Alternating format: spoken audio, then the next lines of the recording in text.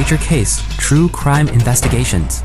In each episode, we delve into the details of significant criminal cases from around the world. Through meticulous research and narrative storytelling, we aim to uncover the truth behind these major cases. This case reads like fiction. Strange. Twisted. Almost absurd. A husband ends up dead.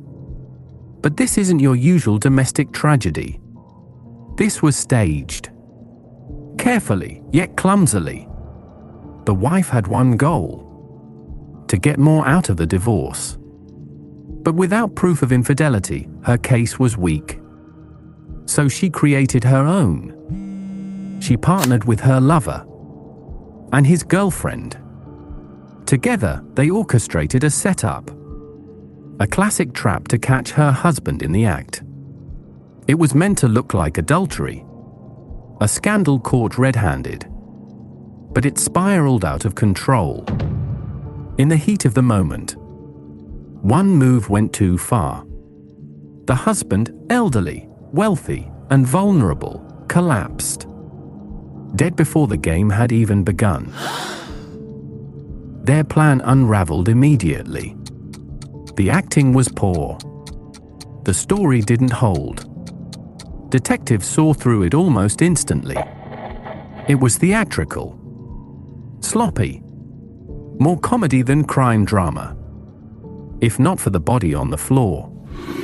What started as a scheme for more money ended as a textbook case of greed, incompetence, and fatal ambition. June 3rd, 2013. A quiet afternoon in Baotou, a city in Inner Mongolia. At the Municipal Police Dispatch Center, the phone rang. The voice on the other end identified himself as an emergency doctor. His message was brief and strange. An hour earlier, his team had been called to a residential building.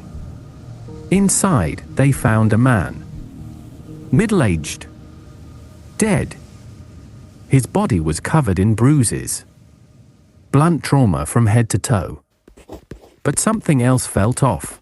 The family refused to explain what had happened.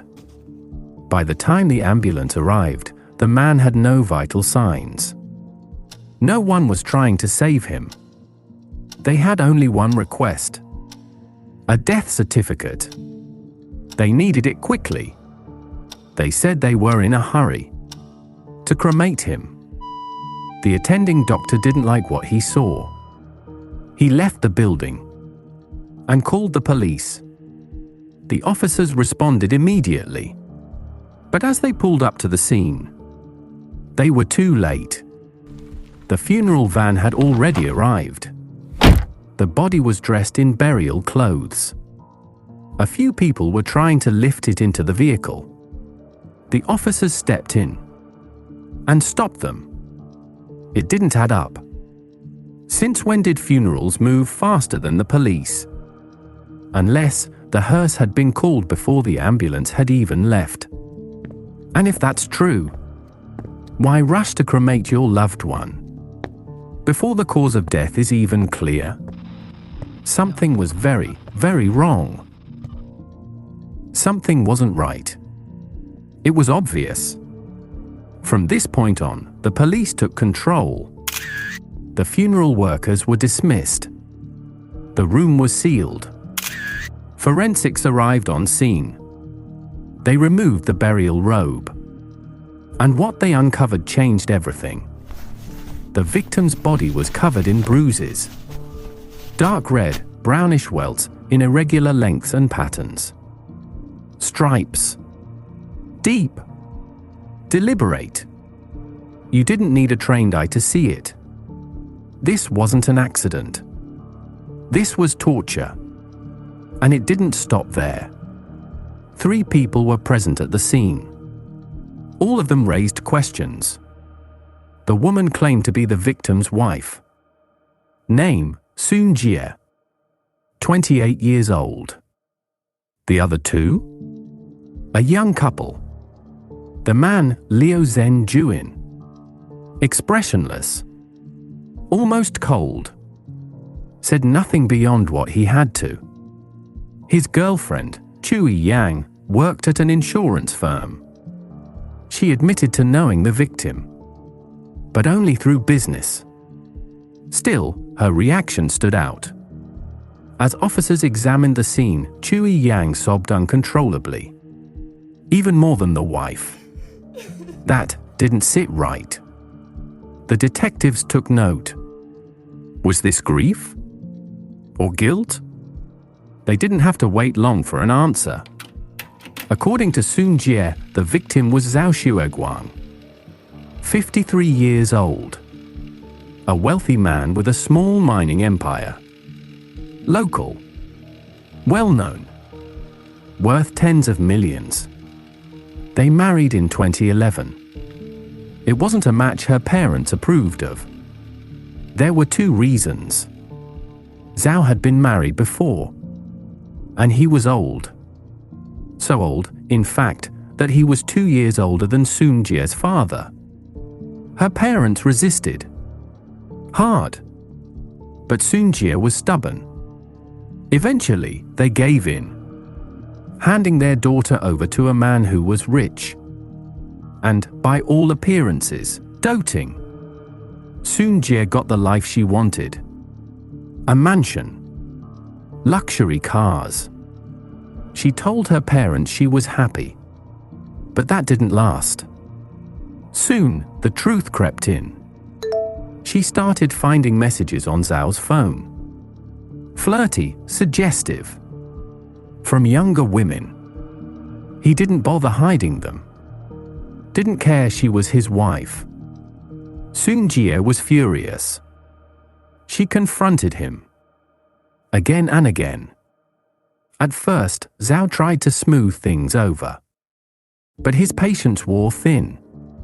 Eventually, he stopped pretending. And when she pressed too hard, he hit her. Told her to eat well, sleep well, and mind her own business. And so, the marriage, once gilded, began to rot from the inside out. After that, Sun Jie stopped asking questions. Whatever Zhao Xueguang did outside their home, she looked the other way. And eventually, she stopped caring. Then one day, the phone rang. She was told Zhao had fallen. Down the stairs. Hard. When she arrived at the apartment, he was already gone. No breath. No pulse. They called an ambulance. And almost immediately after, they called the funeral home. They were in a rush to cremate. That's what Sun Jie told the officers. No drama. Just an accident involving an aging man. But the detectives didn't buy it. How does a man fall down a flight of stairs and end up covered in bruises? How does a body, still warm, get rushed to cremation without even a proper investigation? Why was that couple there? And why was the girl crying harder than the wife? Sun Jie couldn't answer. She just cried.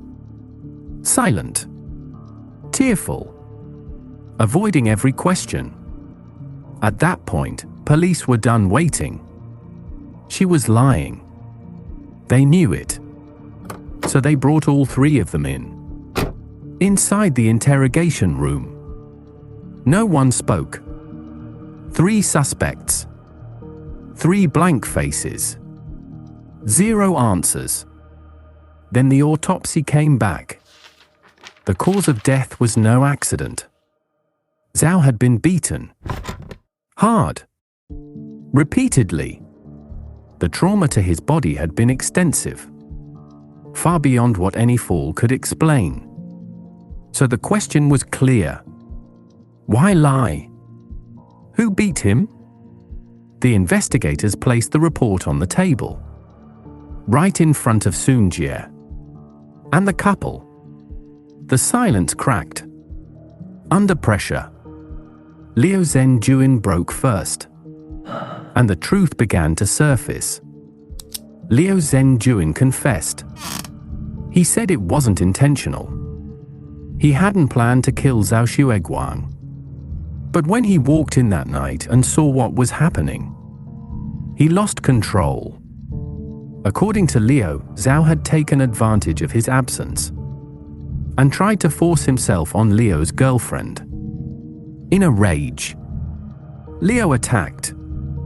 He struck Zhao over and over until the man stopped moving. His girlfriend, Chui Yang, gave a similar statement.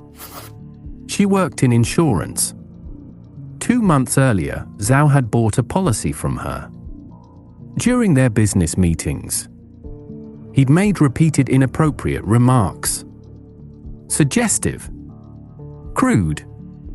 She'd brushed them off. The deal was big.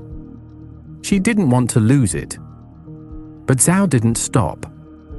On the night of June 1st, he showed up at her apartment, bringing side dishes and a bottle of wine. He said he wanted to discuss business. They drank. And as the alcohol kicked in, Zhao leaned in, telling her insurance commissions weren't enough. "You'd be better off just staying with me," he said. Kui was foggy from the alcohol. She didn't respond. Not clearly. Zhao took the silence as consent. He led her to the bed, started to undress her. That's when Leo came home. He opened the door and found a stranger, drunk, hovering over his girlfriend. He snapped. Zhao, in his 50s and full of liquor, was no match for the younger man. The fight was quick and violent. Zhao collapsed, battered and bleeding. What happened next was even more unexpected. Under pressure, Leo forced Zhao to write a confession. And then he made him record it. A low, garbled voice. Zhao's own. "She was drunk. I carried her to the bed, and then I raped her." It sounded like a man accepting guilt. But to investigators, something still didn't feel right. Because this wasn't just a heat-of-the-moment tragedy. It was cleaner than it should have been. Too convenient.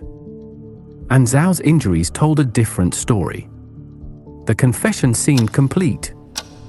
The audio recording. The bruises. The motive. But then came the money.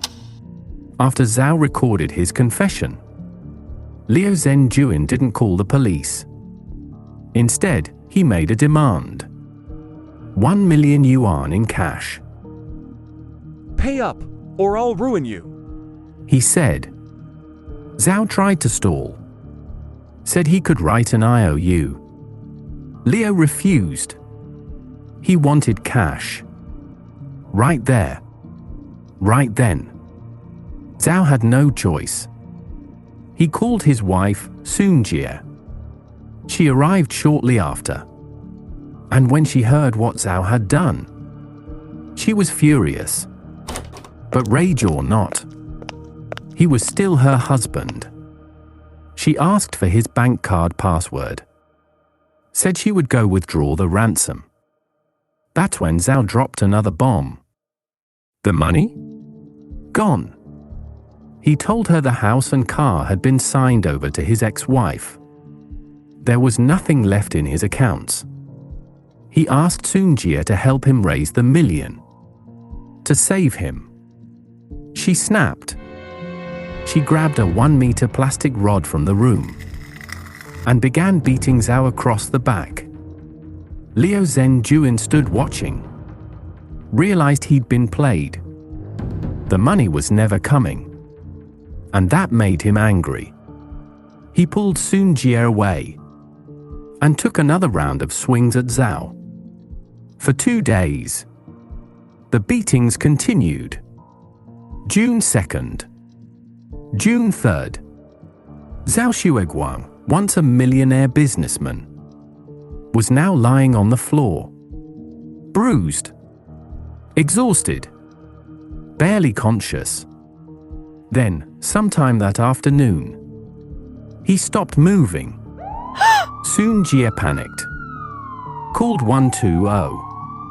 When the medics arrived, Zhao was gone. Time of death confirmed. The 3 suspects were brought in for questioning. Their stories aligned. Their motives explained. It looked like the case was closed. A man stepped out of line, paid the price. A scorned wife, an angry boyfriend, a death by mistake. But then, investigators noticed something odd. Soon Jie had lied. She'd told paramedics Zhao had fallen down the stairs. She never mentioned the fight, or the extortion, or the beatings. Why? The police asked her. I hit him too. She said, I was afraid it would all fall on me. fair enough. But why try to rush the cremation? Again, she gave the same reason. Fear. The explanation seemed plausible, but the police weren't about to close the file based on words alone. In criminal cases, a confession is just the beginning. To move forward, they needed physical evidence, records, timelines, proof that the story matched reality. And if it didn't, they'd have to ask, was this really just manslaughter? Or something more deliberate? While the 3 suspects were busy weaving their story at the station, another team of officers was combing the crime scene and talking to those who knew the victim. That's when they found something. On the balcony of Chui Yang's apartment, tucked behind a stack of unused flower pots, was a white woven sack. Inside, a wooden rod, a length of plastic pipe, a bundle of thin rope, all matching the alleged tools used to beat Zhao Xueguang. But that wasn't all. Among them, a household quartz wall clock. That raised eyebrows. Why would a regular wall clock be stashed with instruments of violence? A sharp-eyed officer took a closer look. At the bottom of the dial, right inside the 6, a tiny hole had been drilled. Behind the plastic back cover, a micro pinhole camera. Hidden. Deliberate. Recording. The discovery puzzled investigators. Why would anyone install a hidden camera in their own home? If it were for security, why not just mount a standard surveillance camera in plain sight? Pinhole cameras don't deter. They hide. They spy. The real question was, what did it record? And where were the files? Officers launched a second, more focused search of the apartment. Then, beneath the wooden floor of the bedroom, pushed deep under the bed frame, they found it. A laptop, deliberately concealed. When they powered it on, the desktop confirmed what they suspected. It had belonged to Zhao Xueguang. Work files, personal documents, everything matched. But then they found a hidden folder. Inside, footage, raw, undeniable. The recording showed exactly what Chui Yang and Liu Zhenjuan had described. The night of June 1st.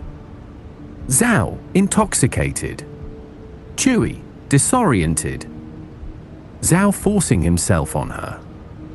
The angle matched the clock, mounted precisely where the camera would have been. Zhao Xueguang hadn't just committed a crime.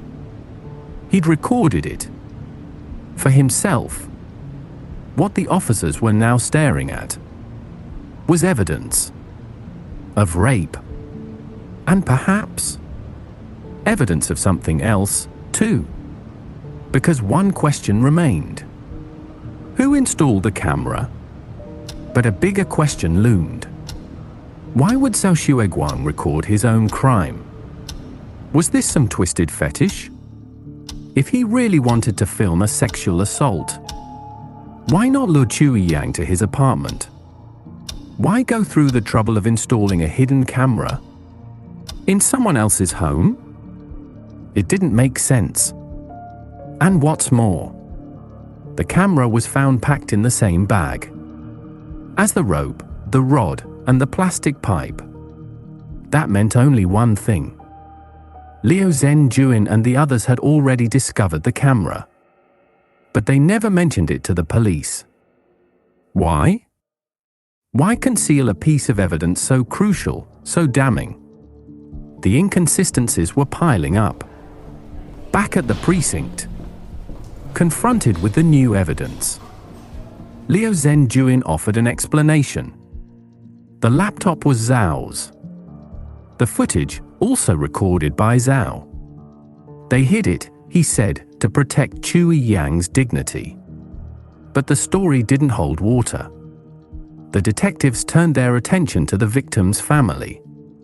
Zhao Xueguang's older sister didn't mince words. That bitch. She spat.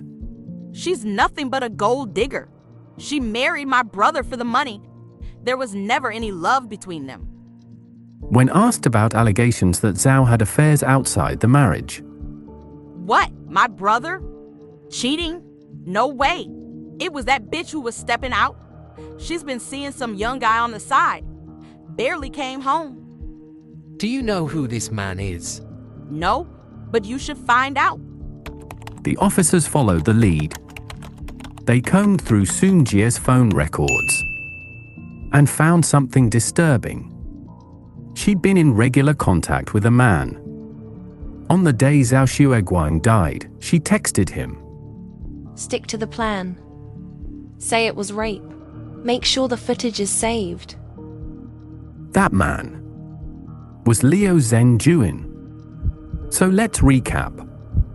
Sun Jie, Zhao's wife, was having an affair with Liu Zhenjuan. Liu Zhenjuan was dating Chui Yang. Chui Yang had business ties to Zhao and was allegedly assaulted by him. Now all three were entangled in one man's violent death. But the deeper police dug, the clearer it became. Someone was lying. And this web of deception was about to unravel, because the police had just uncovered the truth. The truth was far darker than anyone imagined. After Zhao Xueguang married Sun Jie, the marriage quickly soured. There was no love, just a trade. He wanted youth. She wanted money. Once the novelty faded, the fights began. Arguments turned violent. Domestic abuse wasn't uncommon. Sun Jie began to see the futility. Most of Zhao's assets were already given to his ex-wife. What was the point of staying? After one particularly bitter fight, she asked for a divorce. Zhao scoffed. You can leave, He said. but you walk away with nothing. Sun Jie was furious. I've put up with this old man for 2 years, and now I leave empty-handed. No way. I'll take you to court. She planned to sue on grounds of infidelity. But there was a problem. She had no proof. That's when she met Liu Zhenjuan, an unassuming computer shop owner. She offered him 200 yuan a day to act as her private investigator. For 2 months, Liu followed Zhao. No evidence. No mistresses. No scandal. The gig seemed like a dead end. But somewhere in those long conversations, between employer and hired eye, feelings emerged. And one night, they crossed the line. After rediscovering the passion of youth, Soon Jie made up her mind. She would leave Zhao. But she wanted money, too. Together, they hatched a plan. A staged scandal. A honey trap. Zhao would be caught in a compromising act. Liu could extort him. Soon Jie could sue for more in the divorce. 3 birds. 1 stone. But they needed bait. Liu found it in an old acquaintance from a nightclub. Her name was Chui Yang. She agreed to play the role of an insurance agent. Charming, persistent. She tried to seduce Zhao. But Zhao Xueguang wasn't easily swayed. He'd seen women like her before. After 3 failed attempts, their patience wore thin. Chui Yang's lease was ending. The clock was ticking. On June 1st, she invited Zhao over, pretending it was her birthday. Wine flowed. Zhao, in his 50s, began to feel the buzz. Then the touching started. He didn't resist. Things escalated, and they ended up in bed. At that moment, Chui turned off the lights. Downstairs, Liu Zhenjuan received the signal. He stormed in, posing as the angry boyfriend catching Zhao in the act. Once Zhao was ensnared, the real mastermind made her entrance. Soon Jie. She called Zhao. Liu picked up. Your husband raped my girlfriend. Come handle this. When she arrived, she played her part to perfection. Anger, disgust, shock. You're an animal. She yelled. You've crossed the line. Then came the proposal. Look, just give them 1 million yuan. I'll help you smooth things over. But Zhao had seen enough. You're all in this together. He snapped. You think you can blackmail me? Forget it. The charade was over. The masks came off. Rage replaced reason. They grabbed a rod, a plastic pipe, and began to beat him. Again and again. They forced him to write a confession. They recorded him. Zhao Xueguang, once proud and defiant, was now bruised, bleeding, but still refused to pay. Soon Jie lost control. Her hatred boiled over. She beat him relentlessly. Time slipped away. By June 3rd, Zhao had stopped breathing. Panic. They called emergency services. While waiting, they rehearsed a story, synced their lies, even called a hearse, planning to cremate the body that very day, destroy the evidence, erase the crime. But fate intervened. The paramedics noticed the bruises, the inconsistencies. They called the police, and the web of lies unraveled. Justice was on its way. And for Soon Jie, Liu Zhenjuan, and Chui Yang, there would be no escape. Thank you for listening to Major Case, True Crime Investigations. If you found this episode compelling, please subscribe and leave a review on your preferred podcast platform. Stay tuned for our next episode where we will explore another intriguing case.